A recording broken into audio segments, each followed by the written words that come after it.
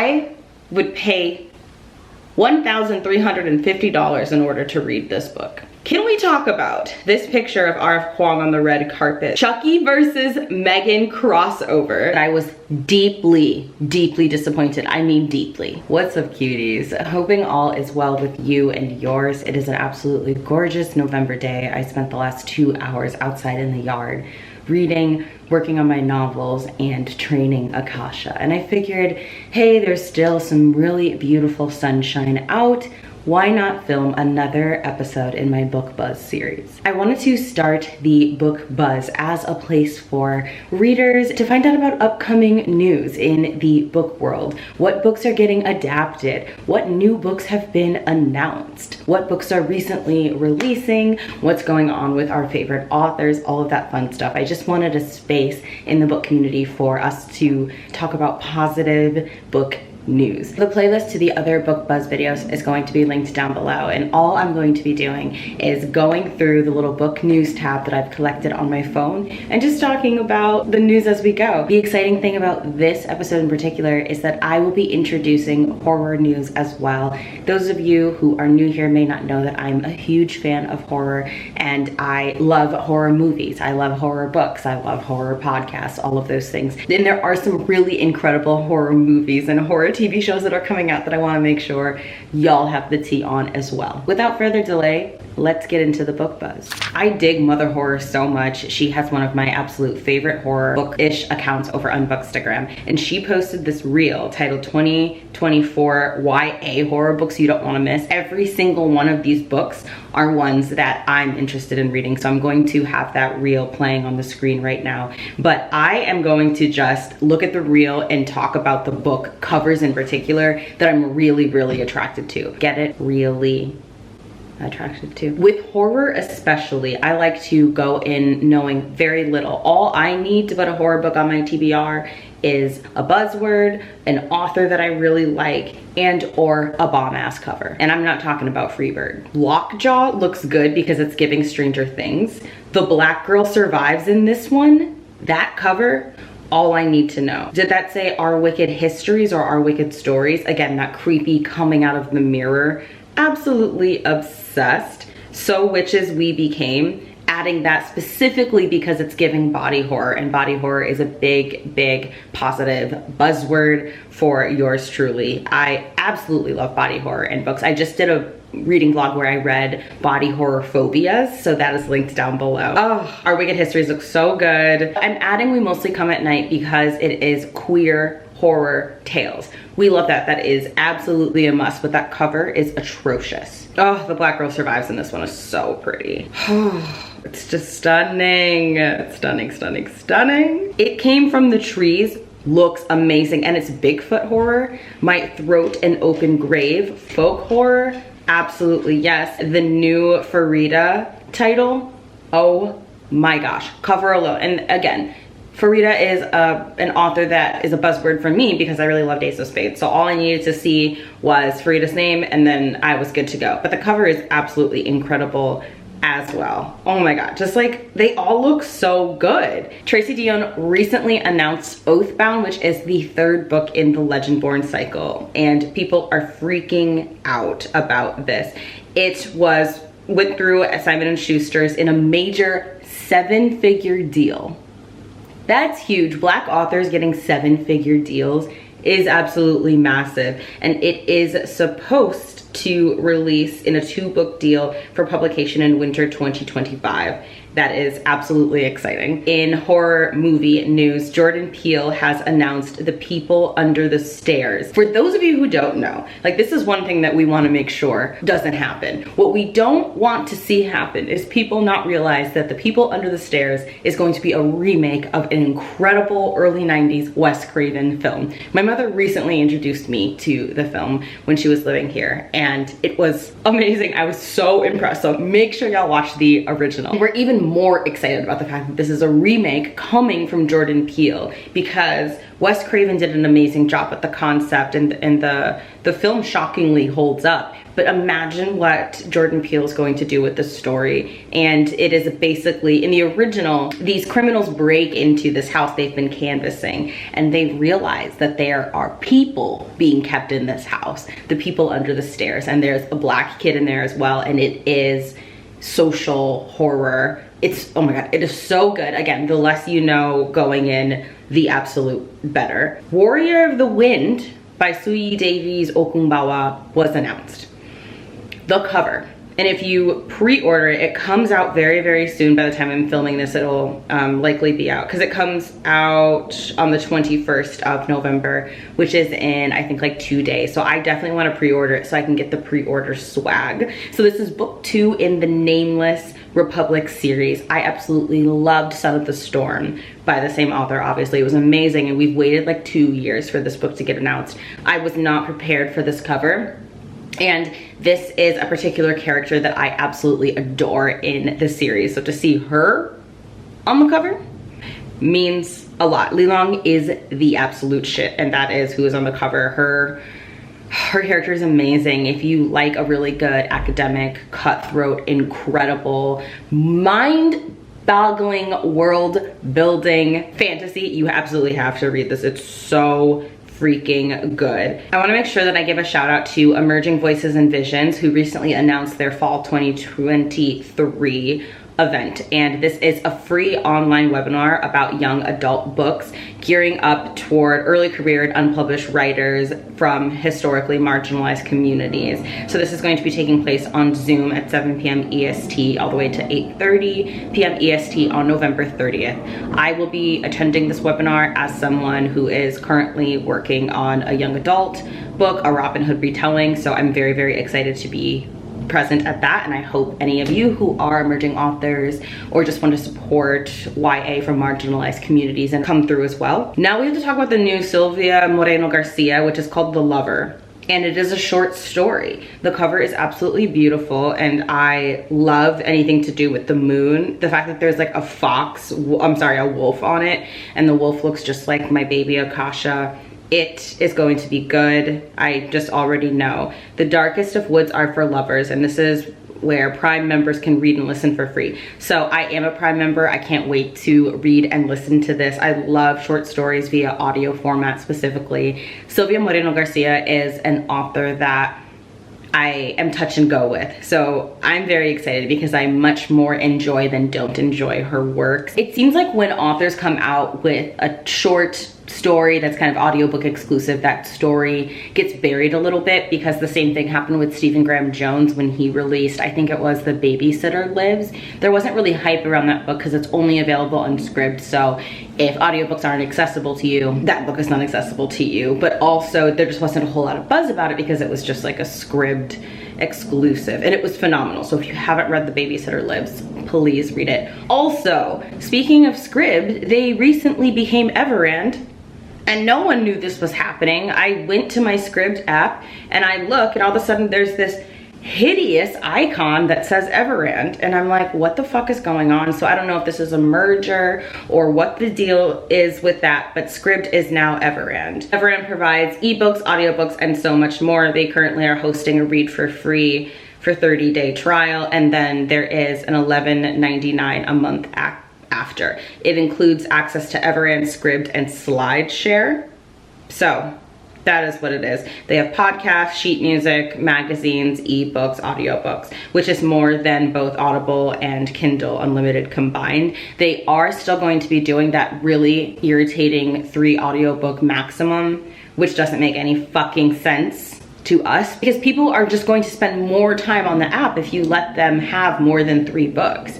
Making them wait all the way to the next month doesn't make any sense to me, especially from like a business standpoint, because you want those products to be consumed. The more people listening, the more people enjoying these books, the more popular those books are going to get. So I personally think that that is a poor business strategy, and it's also just really irritating, like, to not provide unlimited audiobook access to people who are paying $12 a month for those audiobooks. I don't know. I just have feelings about it. Let me know what y'all feel about the 3 book maximum for Scribd or Everand, excuse me, I would love to talk about that in the comment section below, because maybe there's just something I'm not aware of. Lamar Giles, who is the brilliant mind behind The Getaway, is giving us Static, and I am so excited about Static. It's in stores now. I had no idea it was happening, but I simply cannot wait. Look at this graphic novel. Lamar Giles is a anything and everything writer for me as a result of reading The Getaway. I love me a good Black girl magic, Black boy magic, Black kid magic narrative, even especially if it has sci-fi elements. I love seeing Black characters written. This is going to be, of course, a DC comic. I'm not a big DC fan, but I really, really love the way that authors of color in particular have been hired to write graphic novel characters, DC Marvel characters that have been established for some time. I know a lot of people who've been reading the comics have feelings about that, but it is always nice, especially to have like a new voice to switch it up a little bit, and it doesn't change the previous canon. There are so many different characters, such as Wolverine, who have been written by so many different writers throughout his time on the page. So it's gonna be okay that Lamar Giles is writing a Static comic, like nobody panic. Hell House 3 dropped. It was recently announced. There really wasn't a whole lot of buzz leading up to it, and it dropped, and I watched it last night in anticipation for the moment I filmed this particular video. And when I say that I was deeply, deeply disappointed, I mean deeply. I mean 47 feet down, I'm talking Jaws, I'm talking anglerfish, I'm talking 47 Leagues Under the Sea. I have not been this disappointed by a horror movie maybe ever. Okay, so for those of you who are not aware with the Hell House franchise, Hell House is a low budget film that released on Shudder years ago. I want to say 2016. And it features this group of, they have a company where they set up haunted houses, and their business is failing, and they end up purchasing or renting out the Hell House, which is the old Abaddon Hotel. Already Abaddon doesn't sound like a place anyone's gonna have a good time, right?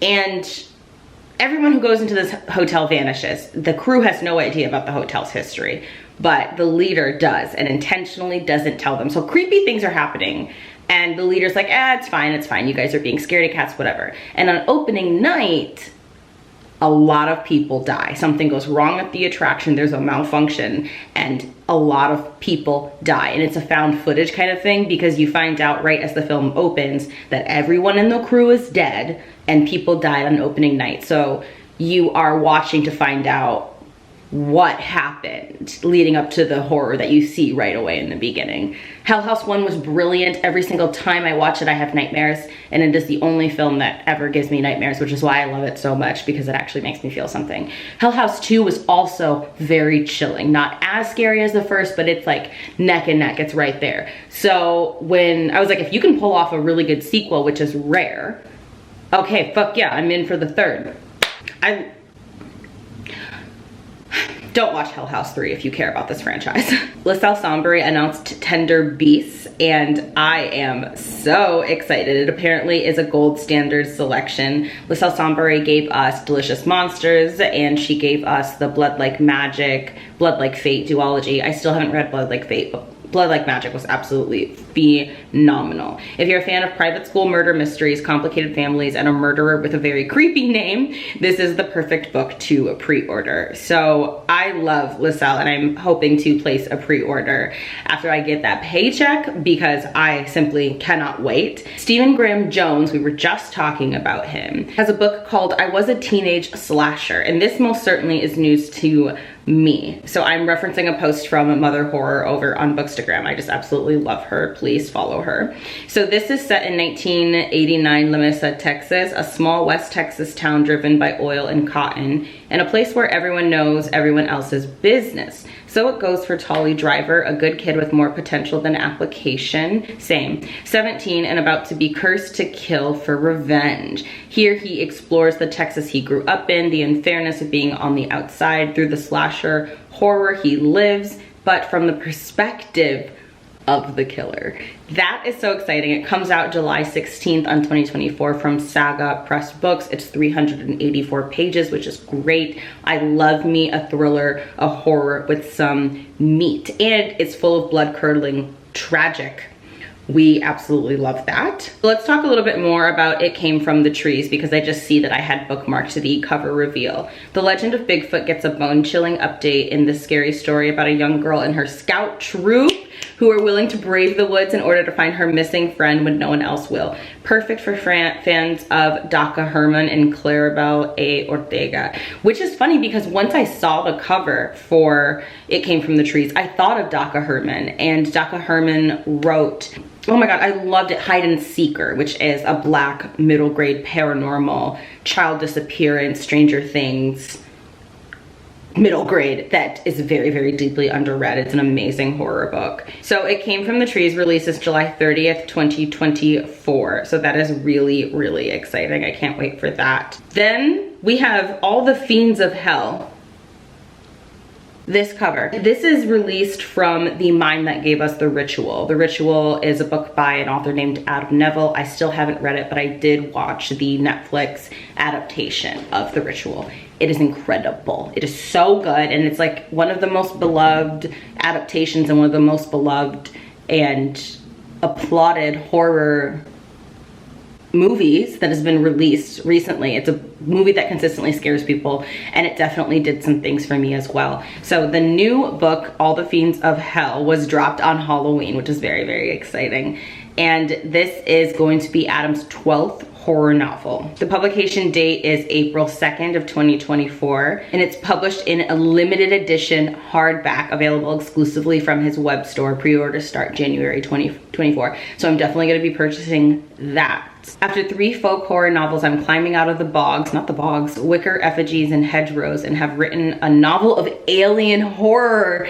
That is very, very exciting. I love alien horror, and it's a genre that just isn't touched enough. That is really exciting, and I love that he leaves largely what the book is about to be a mystery, because that is excellent. Also, I forgot to say that when it comes to It Came from the Trees, this book counts for my Camp Oregon readathon, and that is a readathon I created with my patrons and is going to be taking place for the public in January, where we read horror books that are set at camp. Romances count as well, or horror books where the vast majority of it takes place in the woods, or where characters are forced to make camp due to emergency circumstances. So that means if you're trapped on an island. Snowed in, and romance books count for that as well, but most people, myself included, read horror books for the Camp Oregon Readathon. So we have amazing, amazing merch. Get yourself your merch now. If you're looking for an excuse to join the readathon or an excuse to pre-order It Came from the Trees, you can use Camp Oregon as your excuse. I do want to talk about how the reformatory from Tananarive is doing. I was very, very excited to see that Tananarive released another horror book. I was really excited about the announcement of Reformatory. I have had it on my shelves for too long, but I was excited because Tananarive is a personal hero of mine. If you don't know who she is, I highly recommend that you look her up. She is an incredible writer, director, activist who comes from a lineage of Black resistance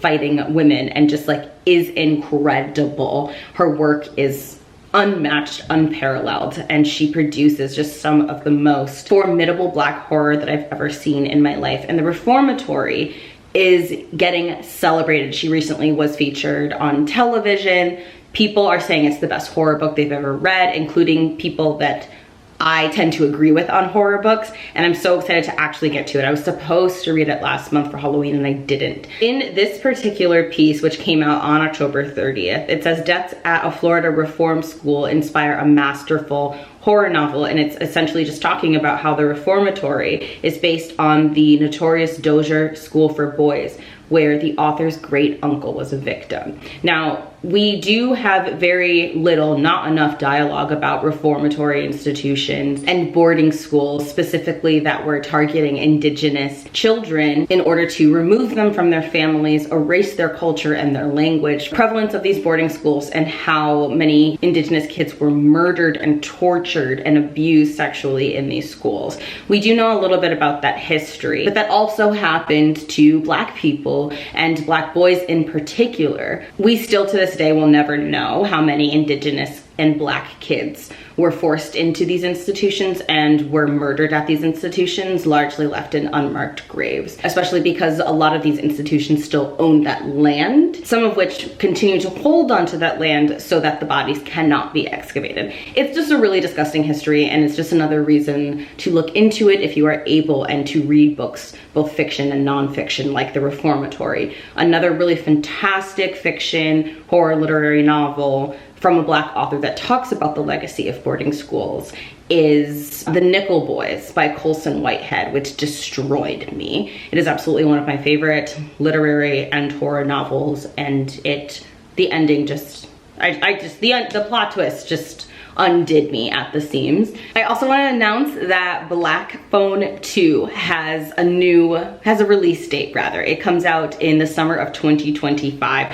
and I'm really hoping that I enjoy this more than I did at the beginning. I was so excited about Black Phone because I'm a huge Joe Hill fan. I also am a really big fan of Ethan Hawke. I think that he is an amazing, underrated author.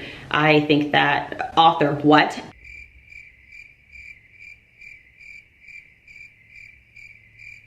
actor. I really love both of them as creators for the craft, for what they do. But unfortunately, Black Phone just didn't really speak to me. I thought it was a well done film, but I was like, okay, that is what it is. So hopefully Black Phone 2 will deliver. I'm very curious to know if any of you didn't really enjoy Black Phone as much as you thought that you would, because I would like to have some company. And if you were one of those people that really loved it, can you explain what it is about this film that I'm missing? Because I'm surely missing something, and I just want to know. Chucky versus M3gan crossover. Don Mancini says stay tuned. So it was kind of rumored, and I don't know if it's just because of the rumors that Mancini started, okay, well, can we make this happen? Or if the rumors happened because the writers were kind of putting out feels.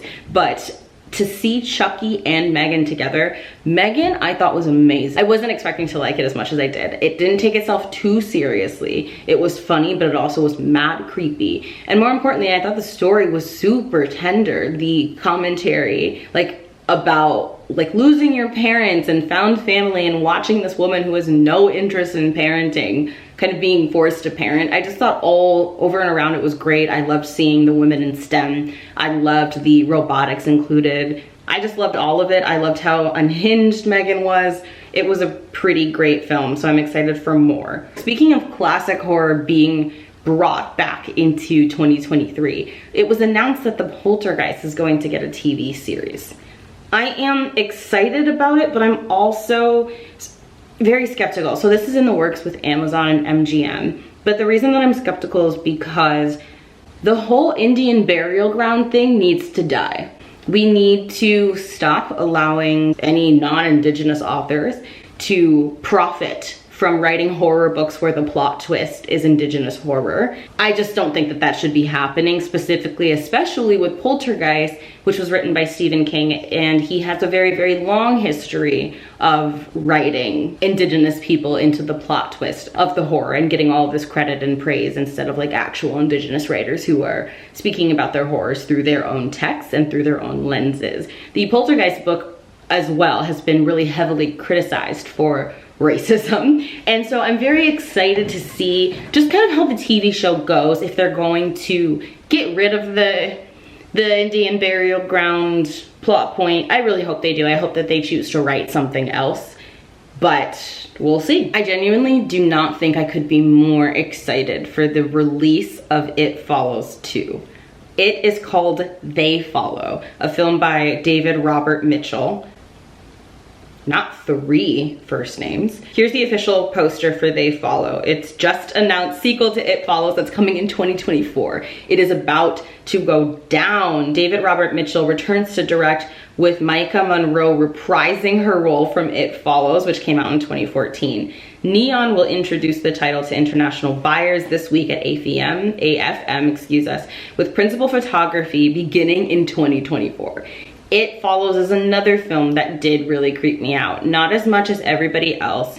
People really loved It Follows, and after watching, I completely saw why. That thing the thing, there are some scenes from that movie that do live rent-free, and I wish they would pay rent. My beloved Natalie C. Parker has announced another book, and everything about this announcement is so exciting. It is a queer YA horror novel called Come Out, Come Out that follows two friends who wake in the death of their best friend, discover that a malicious spirit has stolen their memories of being queer. Publication slated for fall 2024. Oh my god, oh my god, oh my god, oh my god, oh my god. So all we knew was that Natalie was releasing a new book. We intentionally didn't look until filming this, and I'm so excited. So let's read the post about what Natalie had to say regarding her upcoming work. I've been in love with horror stories my whole life. There's probably a lot of reasons for this that I will not be dissecting here. Same. I've always known I would write one of my own, but I couldn't force it. All my favorite horror pairs meaning a good scare. And I wasn't willing to rush into something that only had one or the other. I wanted both. I needed both. This novel took years to crack. 3 from-scratch drafts, hundreds of thousands of discarded words, ideas, metaphors, a team of patient editors, and it's still in process, but it has finally taken shape enough to share with you and hopefully scare you. That's really, really beautiful. Can we talk about this picture of R.F. Kuang on the red carpet that she posted on October 25th? Just take all my fucking money. Oh my god, and the dress, the iconic dress. Can we please? So this is Kuang's first red carpet, and I have a feeling that it's just going to be the first of many. I sincerely hope so. I need more Kuang fashion. Tochi Onyebuchi announced Is This a Race Book? An essay collection interrogating the burden of being labeled a race writer in the internet age, including how internet has shaped collective identities, the limitation of our virtual world in pursuing justice and freedom, the sanctuary of online gaming, and the folly of so-called internet novels. To Roxane Gay. I would pay $1,350 in order to read this book. Tochi is so brilliant at racial social commentary, and that is just one of many things that he's absolutely brilliant at. I love him. I love his work. I love what he does. I love the themes that he puts in his novels.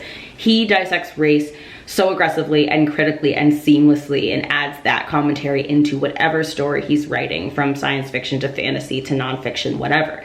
I'm very, very excited about this, but it really makes sense that I would read that right after talking about R.F. Kuang on the red carpet, because on my birthday, which happened to have been the 5th anniversary release of The Poppy War, I got to meet her. And one of the things that she spoke about at this talk was her displeasure at being labeled a race writer and what that means for her.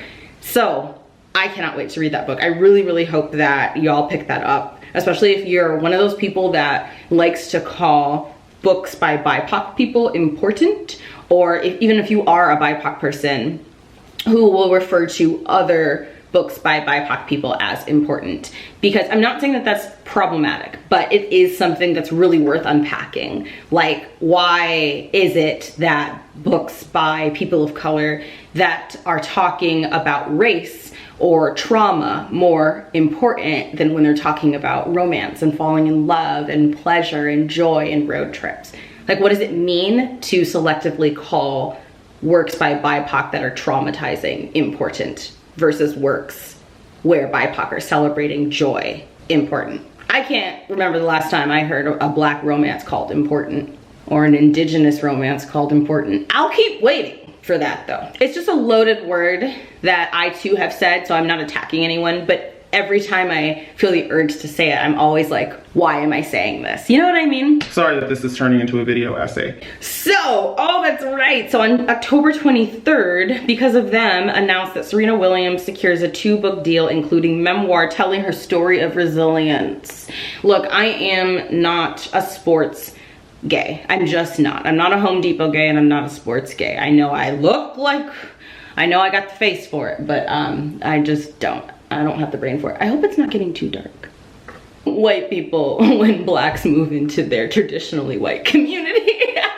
Please don't unsubscribe. The clouds rolled in on my joy and I hope that the picture isn't too dark for y'all. But even though I'm not really into sports, there is something to be said for how Serena Williams has been treated throughout her entire tennis career. The outright mockery, the blackface, the taunting, the bullying, the racial slurs, the sexism, the black female sexism specifically that she's endured. We don't as a society really talk about how viciously this woman has been bullied and likely continues to be bullied whenever she plays. And I think that it's largely because we see black athletes, especially black female athletes, as impervious, right? Black female athletes are not allowed to be sensitive, are not allowed to let slurs hit close to home. And also they're supposed to take it, right? Like, oh, well, she's strong enough. She's black, so like she's good. We're excited to read this memoir, but I have a feeling it's gonna piss me off. Tor.com has announced a new Seanan McGuire called Tidal Creatures. And this says, every night a moon shines down on the impossible city. All across the world, people look up at the moon and dream of gods. Same. Gods of knowledge, wisdom, tides, longevity. Over time, some of the moon gods incarnated to the human world along with other manifested natural concepts. Their job is to cross the sky above the impossible city to keep it connected to reality, and someone is killing them. If y'all have been here for a minute, you know how much I love gods in my stories. Huge buzzword, huge buzzword. This is just a book that I wanted to make sure got more exposure. This is called Dear God, Dear Bones, Dear Yellow by Noor Hindi. It is a queer Palestinian poetry collection. Add that to your TBRs because it got added to mine. Arif Kwong shared a photo of her engagement photo shoot. She has been engaged for a while, but this was news to me at the very least, and I was so excited. I was so excited. I can't think of many people more deserving, even though we're all deserving of joy, than Arif Kwong. I'm just really, really happy to see her joy, and she is very private about her relationship, so that was very exciting. It has been announced that there is going to be an Avatar: The Last Airbender live action adaptation. Help. And the cast? I mean, say less, say more, but say less. And then we have The Dangerous One by Lauren Blackwood. One vampire to kill, another to love. Feast your eyes on the gorgeous cover for The Dangerous Ones. It is her third book, and it is about a fierce and vengeful black girl. It hits the shelves on May 14th, 2024. Millie Bobby Brown has announced that she is ready to say goodbye and thank you to Stranger Things. This, I know, is going to be hard for people to accept, but as she said, Stranger Things takes a lot of time to film, and it's preventing me from creating stories that I'm passionate about.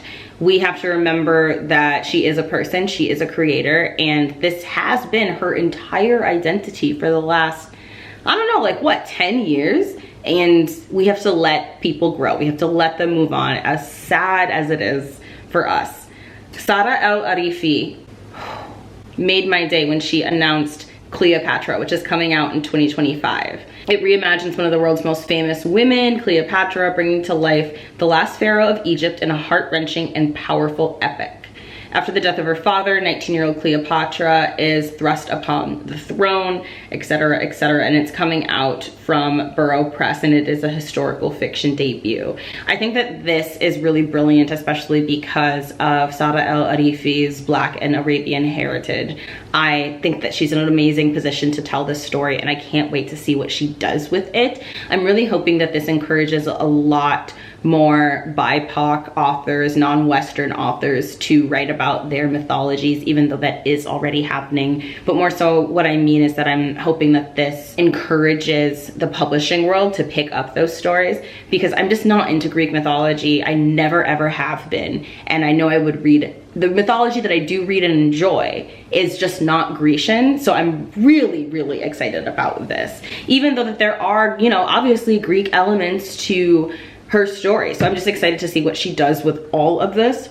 Oh my god, I'm so paranoid about how dark it is. I hope that the picture quality is okay. I'm just gonna do a few more and wrap it up. There's a movie called Dark Harvest, which is done by David Slade, and it is rated R. It's rated R for strong horror and violence, and it released mid-October.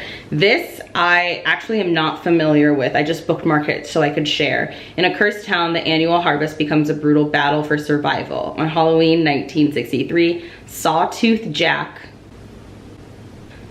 a terrifying legend rises from the cornfields, threatening the town's children. Groups of boys unite to defeat the murderous scarecrow before midnight.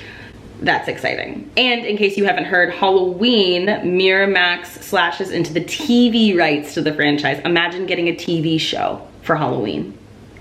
I'm already thinking the casting. I'm thinking about Jamie Lee Curtis's potential involvement in it. I mean, there's so many things that can be done with a Halloween TV series, and I'm very, very excited. Tiffany D. Jackson announced another novel called The Scammer, and that comes out in winter of 2025. It is her next YA thriller, and it takes place at college. So it is going to be a dark academia book from Tiffany D. Jackson, who is just one of the best horror authors out there, and I simply love her black horror. I'm so excited. Also, if you haven't seen her pregnancy announcement, oh my god, wishing all of the best to her and her little one. Like, I'm so excited. You by now probably have seen the cover for Fae Bound and are probably hopefully reading it. It is Sara Al-Arifi's newest book. So Sara Al-Arifi announced Fae Bound, which is coming out in January, and it features Fae. Again, Fae isn't something that I'm particularly interested in, but I will read anything Sara writes, so I can't wait. It is women loving women, men loving women, romance. It's adult, not YA, and includes explicit spice. Diverse cast of elves and fae, drum magic in a military setting, rivals, enemies to lovers, magical beasts, and mystical lands. And all of these are buzzwords. Like, well, almost all of them are buzzwords. And I'm just really, really, really excited. The last thing I'm gonna do before wrapping up this video is talk about Goddess of the River by Vaishnavi Patel. Again, speaking about incredible non-Western mythology by non-Western authors. Vaishnavi Patel wrote Kaikai, which I read and loved. I didn't talk enough about how much I really enjoyed that book. It was phenomenal, incredible. Goddess of the River is living rent-free in my head, and I haven't even read it yet. It comes out in May of 2024. And oh my gosh, I'm so excited. A mother and a son, a goddess and a prince, a curse and an oath, a river whose course will change the fate of the world. Ganga, joyful goddess of the river, serves as caretaker to this mischievous godlings who roam her banks. But when their antics incur the wrath of a powerful sage, Ganga is forced to become mortal, bound to her human form until she fulfills the obligations of her curse. Though she knows nothing of mortal life, Ganga weds King Shantanu and becomes a queen, determined to regain her freedom no matter what the cost. But in a cruel turn of fate, she is freed of her binding and forced to leave her infant son behind. This girl cannot win. Her son, Prince Devavrata, unwittingly carries the legacy of Ganga's curse, and when he makes an oath that he will never claim his father's throne, he sets in motion a chain of events that will end in a tragic and terrible war. As the years unfold, Ganga and Devavrata are drawn together again and again. Each confluence another step on a path that has been written in the stars, in this deeply moving and masterful tale of duty, destiny, and the unwavering bond between mother and son. Incredible, right? That is so freaking exciting. I'm simply thrilled. Simply the best. And in some personal news, I've recently launched merchandise. I'm so excited. Check out my shop. It is in the description box below, but these are the designs.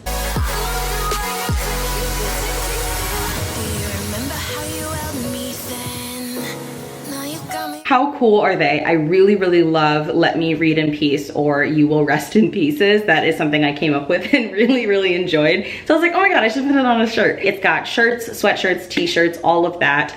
I really love the Hannibal the Cannibal merch that I designed. As y'all know, my Patreon is Hannibal the Cannibal themed, and I would really love it if you would consider joining. It helps me continue to create incredible, fun, engaging content. I really love just having a private, safe community where I can do reading sprints and live shows, and we can all like just get to know each other and hang out away from the prying eyes of the world, right? All my social media links are down below if you want to check me out anywhere else. I also have a Pango. It is a bookstore where I sell my annotated books and my new books for very affordable. All right, y'all, check out the videos in my description box if you want to sink your teeth into more of my content. I'll see you again soon.